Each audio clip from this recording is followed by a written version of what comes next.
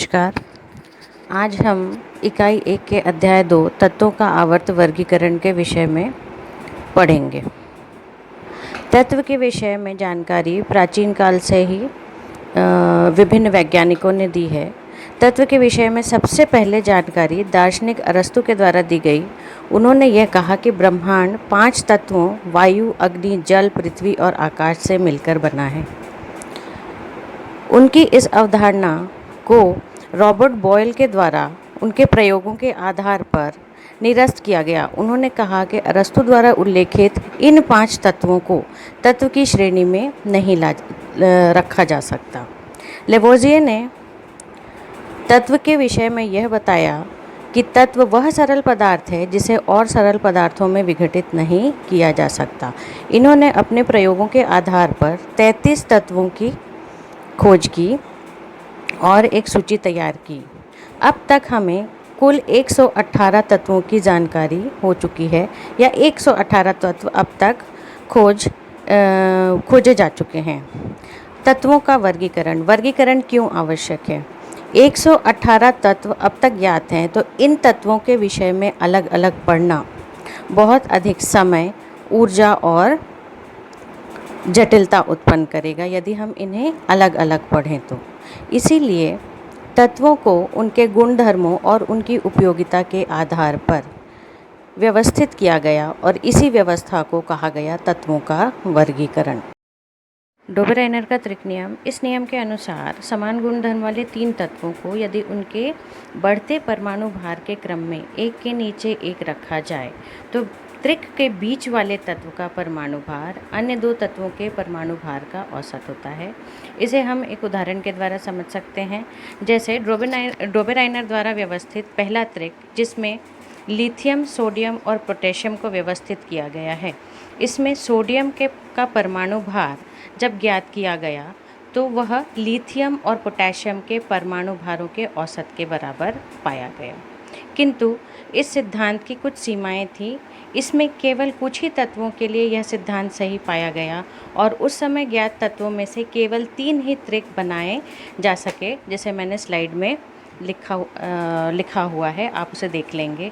और इसी प्रकार आयरन, कोबाल्ट और निकल, जब इन 3 तत्वों को त्रिक में व्यवस्थित किया गया तो यह सिद्धांत इन 3 तत्वों की व्यवस्था को नहीं समझा पाया।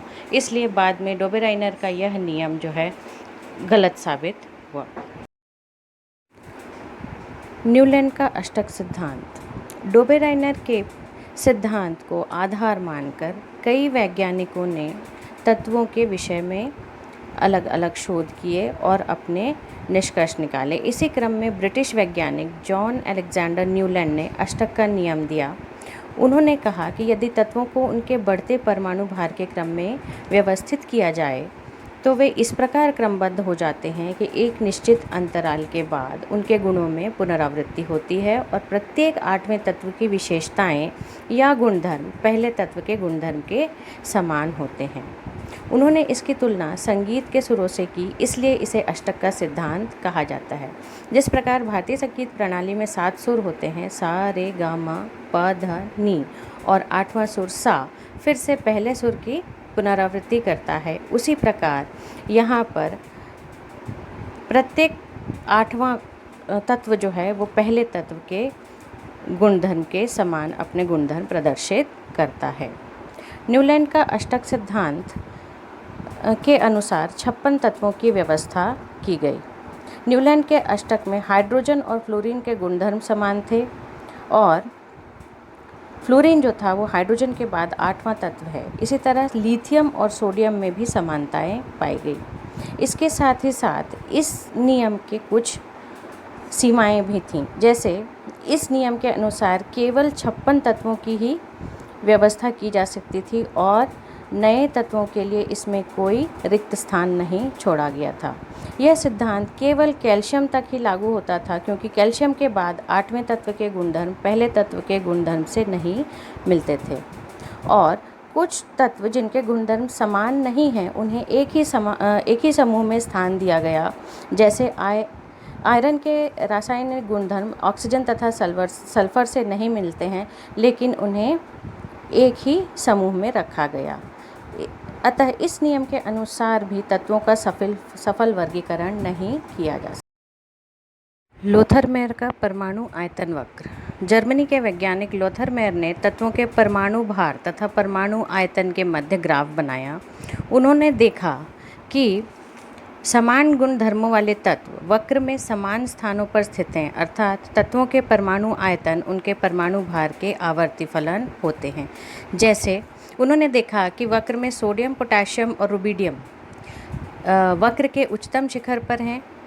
इसी प्रकार फ्लोरीन, क्लोरीन और ब्रोमीन चढ़ाव के बीच में स्थित हैं और मैग्नीशियम, कैल्शियम आदि धातुएं वक्र के घटाव वाले भागों में तथा बेरिलियम, बोरॉन, कार्बन, एल्यूमिनियम आदि धातुएं वक्र के निम्नतम बिंदुओं पर स्थित हैं।